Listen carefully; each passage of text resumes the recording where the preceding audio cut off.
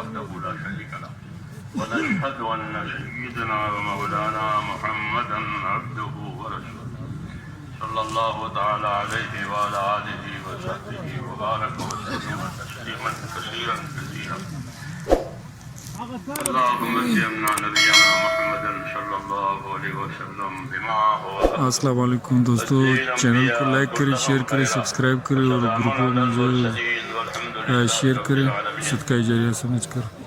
اعوذ باللہ من الشیطان الرجیم بسم اللہ الرحمن الرحیم ان الذين قالوا ربنا الله ثم استقاموا تتنزل عليهم الملائكة ألا تخافوا ولا تحزنوا وابشروا بالجنة التي كنتم توعدون نحن أولياؤكم في الحياة الدنيا وفي الآخرة ولكم فيها ما تشتهي أنفسكم ولكم فيها ما تدعون نزلا من غفور رحيم ومن أحسن قولا ممن دعا إلى الله وعمل صالحا وقال إنني من المسلمين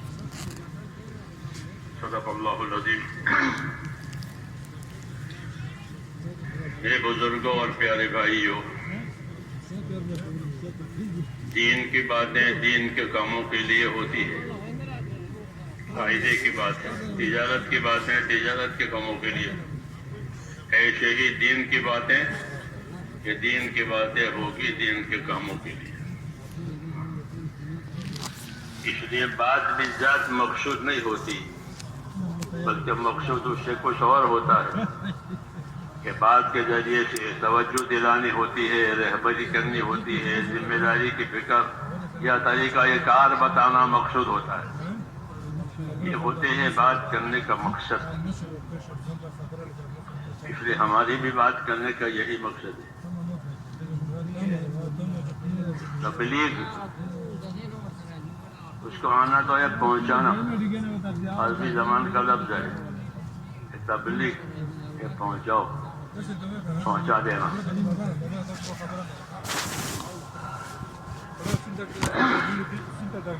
تو اس کا ایک نام بقول مولانا منظور نوانی کے اس کا نام ایک چل پڑا ہے، تبلیغ، نام رکھا نہیں ہے کسی۔ یہ تو ایمان کی تحریک کہ مسلمانوں میں اثر نو ان کے ایمان میں حرکت آوے، جیسے خون میں حرکت آتی ہے تو بدن کام کرتا ہے، وہ خون کہیں جم جاوے تو پریشانی ہو جاتی ہے۔ مسلمانوں میں اپنے دین کی حرکت آوے، اپنے ایمان کی حرکت آوے۔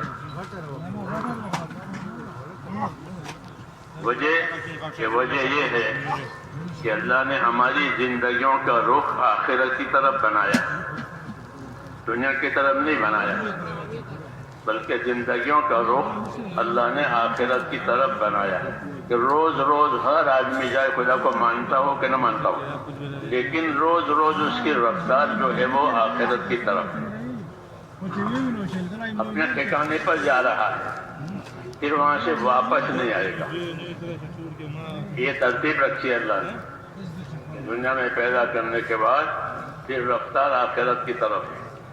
اس لیے اس دنیا کو گزرگاہ کہا گیا، کہ یہ گزارے کی جگہ ہے، گزرنے کی جگہ ہے، کام کاج کر لینے کی جگہ ہے۔ مسافر کس جگہ رکتا ہے اپنا کام کی وجہ سے تو اپنا کام کاج کر لیتا ہے، پھر اپنے وطن کی طرف چل دیتا ہے،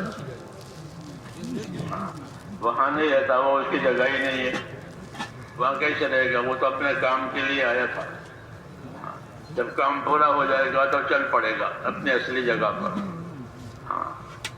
اس لیے اصلی جگہ تو ہر آدمی کی جو موت کے بعد کا عالم ہے وہ اصلی جگہ ہے،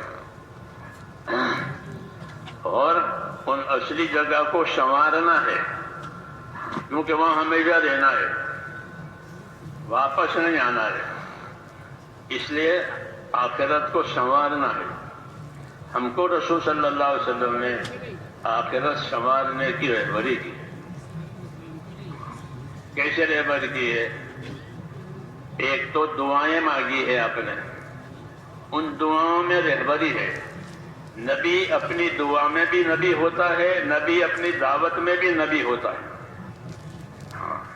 وہ نبی ہے، دعوت دے تو بھی نبی، دعا مانگے تو بھی نبی۔ تو نبی اپنی دعوت میں نبی ہوتا ہے، نبی اپنی دعاؤں میں بھی نبی ہوتا ہے۔ نبی کا کیا ترجمہ ہوتا ہے؟ عربی کا لفظ ہے کہ بڑی خبر دینے والا، نبی نبا کہ بڑی خبریں دینے والا۔ تو انبیاء کرام اللہ کی طرف سے بڑی بڑی خبریں دیتے ہیں، غیب کی خبریں دیتے ہیں جو ابھی ہوئی نہیں ہے، ہونے والی ہے یا ہو چکی ہے پہلے، تو اس کو عبرت کے لیے سناتے ہیں، اور جو ہونے والی ہے اس کے لیے وہ رغبت کے لیے سناتے ہیں۔ اس لیے ان کو نبی کہتے ہیں، خبر دینے والا اور بڑی خبریں دینے والا اور سچی خبریں دینے والا۔ ہاں، ان کی خبر میں کوئی ملاوٹ نہیں ہوتی، کوئی تشامہ نہیں ہوتا، کوئی کمزوری نہیں ہوتی، صاف سچی بات ہوتی ہے، دودھ کا دودھ، ہاں ایک دم۔ تو نبی خبر دینے والا۔ تو میں نے کہا حضور صلی اللہ علیہ وسلم نے ہم کو خبر دی ہے، اس خبر میں یہ ہے کہ آخرت سنبھالو، آخرت کو سنبھالو، آخرت کو سنوارو۔ جی ہاں، ایک تو دعا مانگی ہے، دعا یہ مانگی ہے، اس دعا میں بھی ہم کو تعلیم ہے کہ یہ چیز مانگنے کی بھی ہے اور یہ چیز جو ہے کرنے کی بھی ہے۔ خالی مانگنا نہیں ہے بلکہ کرنا بھی ہے، مانگنا بھی ہے۔ تو دعا مانگی، کیا دعا مانگی؟ یہ دعا مانگی اللہم اصلح لی دینی الذی هو عصمت امری۔ یہ دعا مانگی، یہ دعائیں یاد ہونی چاہیے۔ داعی اس کو کہتے ہیں جو دعوت بھی دے، دعا بھی مانگے۔ ہاں، دعوت بھی دے اور اللہ سے دعا بھی مانگے۔ تو دعا مانگنے والا بھی داعی کہلاتا ہے، دعوت دینے والا بھی داعی کہلاتا ہے۔ اور نبیوں میں یہ دونوں صفتیں ہوتی ہیں کہ وہ اپنے جس مقصد کے لیے ان کو بھیجا ہے وہ اس کی دعوت دیتے ہیں، اور اپنے مقاصد کے لیے یا رکاوٹوں کے لیے وہ دعا بھی مانگتے ہیں۔ اپنے مقاصد کے لیے بھی دعا مانگتے ہیں، رکاوٹوں کے لیے بھی دعا مانگتے ہیں۔ کیوں کہ بندے ہیں، کمزور ہیں، مقصد ہمارے ہاتھ میں نہیں ہے، مقصد اللہ کے ہاتھ میں ہے۔ رکاوٹ آئی ہے تو رکاوٹ میں مدد کی ضرورت ہے، تو اس لیے دعائیں مانگتے ہیں۔ یہی ہمارا طریقہ ہے، اور یہی طریقے پر اپنے آپ کو چلانا ہے کہ اللہ نے ہم کو ایک دین دیا ہے، وہ دین مقصود ہے۔ ہاں، وہ دین مقصود ہے، یعنی زندگی دین کے لیے ہی ہے اور کسی کے لیے نہیں دی ہے، کہ دین کے لیے زندگی دی ہے۔ اور اس کی دلیل یہ ہے کہ مردہ جب قبر میں اتارا جاتا ہے تو فرشتہ آتا ہے جانچ کے لیے، امتحان کے لیے، تو یہ پوچھتا ہے ماں دینوں کا، ماں دینوں کا، یہ بتا اپنا دین بتا۔ تو معلوم ہوا کہ یہ دنیا کی زندگی سے فارغ ہو کر آیا ہے، کسی کام کے لیے اس کو بھیجا تھا، وہ اب فارغ ہو کر آیا ہے، تو جس کام کے لیے اس کو بھیجا تھا اب فارغ ہو کر آیا ہے، تو اس کو پوچھیں گے کہ آپ کسی نوکر کو کام کے لیے بھیجیں، پھر وہ واپس آئے تو پوچھے بھائی وہ کام ہو گیا؟ وہ کام ہوا نہیں ہوا؟ تو چونکہ دین کے لیے پیدا ہوا ہے اس لیے اس کو دین پوچھیں گے۔ ہاں، مسلمان مرے تو بھی اس کو دین پوچھے، کافر مرے تو بھی اس کو دین پوچھے، منافق مرے تو بھی اس کو دین پوچھے، تینوں سے دین پوچھیں گے۔ مسلمان کے پاس جن دین تھا وہ دین کا جواب دے گا، ان کے پاس دین نہیں تھا وہ جواب نہیں دے پائیں گے، ان کا مسئلہ بگڑ جائے گا۔ یہ ہے ترتیب۔ تو میں نے کہا دنیا کی زندگی اللہ تعالیٰ نے ہم کو دین بنانے کے لیے دی کہ یہاں اپنا دین بناؤ۔ اس لیے حضور صلی اللہ علیہ وسلم دعا مانگتے تھے اللہم اصلح لی دینی الذی هو عصمت امری، یا اللہ میرا دین بنا دے، یا اللہ میرا دین سنوار دے کہ وہ تو میرے کام کی اصل بنیاد ہے، وہ تو میرے معاملوں کی اصل بنیاد ہے، وہ میرا دین ہے دنیا میں۔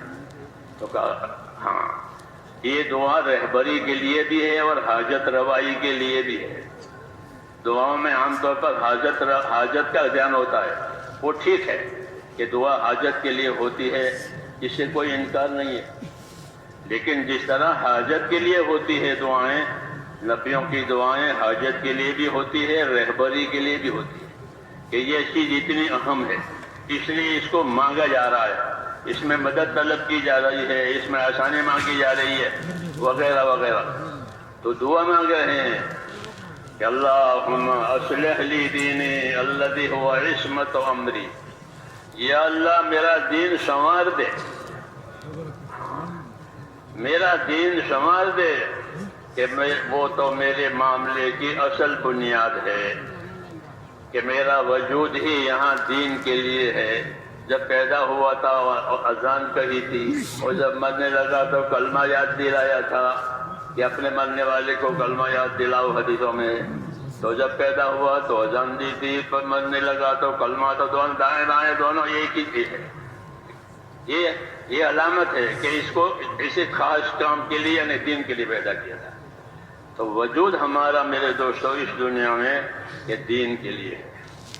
اللہم اصلح لی دینی، یا اللہ میرا دین سنوار دے، کہ وہ تو میرے کام کی اصل بنیاد ہے، کہ میرا وجود اور میری صلاحیتیں اسی کے لیے ہے، کہ میرا وجود بھی دین کے لیے اور میری صلاحیتیں بھی دین کے لیے، جانی، مالی، ذہنی، فکری، جتنی صلاحیتیں ہیں وہ تمام صلاحیتوں کو دین پر لگانے کا حکم ہے. ہاں، کہ کسی صلاحیت سے بے دینی کا ظہور نہ ہو، بلکہ تمام صلاحیتیں دین پر لگے. ہاں، ادخلوا فی السلم کافہ، اپنے دین میں پورے داخل ہو جاؤ، ایک ٹانگ باہر ایک ٹانگ اندر، ایک پورے. ادخلوا فی السلم کافہ، اپنے دین میں پورے آ جاؤ. تو اس لیے حضور دعا مانگ رہے ہیں کہ اللہ میرا دین سنوار دے،